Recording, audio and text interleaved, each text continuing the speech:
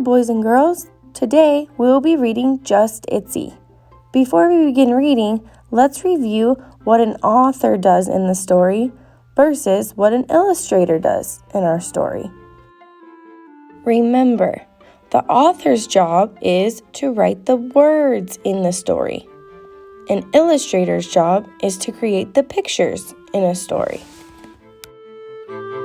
Now it's time to read. Our book today is Just Itzy by Lana Crumweed and illustrated by Greg Pizzoli. Just Itzy. Itzy loved being a spider. He loved hanging with his friends and playing flyball. He loved sipping Mom's fruit fly smoothies, but there was one thing he didn't like. His nickname. Today was his first day of kindergarten, and he wanted everyone to call him Itzy. Just Itzy. Here's your lunch, Itsy Bitsy, Mom said. It's your favorite, peanut butter and honeybee. Just Itzy, okay, Mom? Said Itzy. I'm not a spiderling anymore. Only spiderlings bring lunch boxes, said his big brother Gutsy. If you want to be a big spider, you have to catch your own lunch. He's small for his age, that's all, said Mom. Look after him at school, Gutsy, and come straight home afterward. It's going to rain today. Itzy forgot his raincoat on purpose. He left his lunchbox behind too. I'm going to catch my own lunch today, he said. Gutsy laughed. The only thing you'll catch is a cold, Itsy Bitsy. Just Itzy, said Itzy, and I will catch a fly today. You'll see. At Spindergarten, Mr. Webster began the spinning lesson. The first step to spinning a web is to choose a good spot. Location, location, location. I'm going to spin my web by the pig pen, said Andy Longlegs. I see the perfect place by the trash can, said Wolfie. By the time Mr. Webster turned to Itzy, all the good spots were taken. I don't know where to spin, Itzy said. Keep your eye on the fly, said Mr. Webster. But I don't see any. Bzz, bzz, bzz, bzz. A fly, near the tuffet. Itzy followed it as fast as his legs could scurry. The fly circled above. Itzy's leg hairs tingled as a sour smell drifted by. Stinky old curds and whey, he thought. Probably a good spot for a web. And it would have been if the surroundings hadn't been so tricky.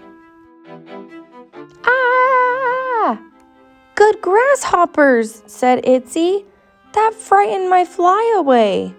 Try again, said Mr. Webster. Keep your eye on the fly. Bzzz, bzzz, bzzz. Itzy spotted another fly. Up and over the railing he went, after the fly. Slowly, sneakily, soundless, Itzy began spinning his web. Nothing would get in his way this time. Gulp! Cricky crickets!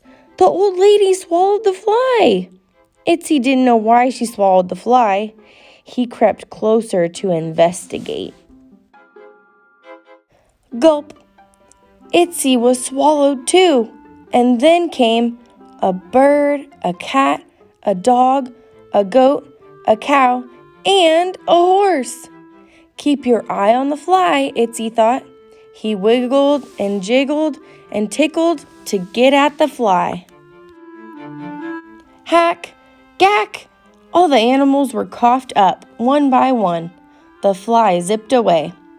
Itzy skittered back to Mr. Webster. I can't do it, he said. Every time I try to spin a web, something messes me up.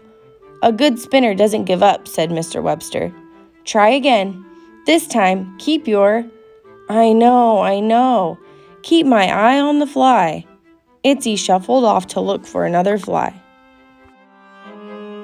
Bzzz, bzzz, bzzz, bzzz. A fly! I'll spin faster this time, thought Itzy. Over, under, across, and back. Itzy's web was half finished when a voice echoed from the waterspout. Hello? Said the voice. Keep your eye on the fly, Itzy told himself. It's just the wind. Kerr, crack, a boom! Thunder rattled the water spout. Keep your eye on the... Somebody help me, the voice called again. That was no wind. Itzy took one last look at his half-spun, no-good web. It probably wouldn't have worked anyway, he thought, and headed up the spout. Ting, ting! Itzy stopped climbing and listened. Rain. Tang, tang, tang! Down came the rain. Out washed Itzy. He lay in a cold, soggy heap. I can't spin a web, he thought. I'll never catch a fly. I'll carry a lunchbox my whole life. I'll always be itsy bitsy. When the sun came out again and started to dry up all the rain, the voice came again. Help me, please. Itzy picked himself up, stretched each of his 8 legs, took a deep breath, and climbed the spout again. He was halfway up when 7 of his 8 legs slipped out from under him. Quick as a flea, Itzy shot out some silk and spun himself a ladder. He climbed a little farther and spun another ladder. Over and over again, Itzy climbed a little, spun a little, climbed a little, spun a little, until at last he reached the top of the waterspout. On the roof, Itzy found a wet, wiggling, jumbled-up lump of a spider. Help! The lump whispered. It was Gutsy.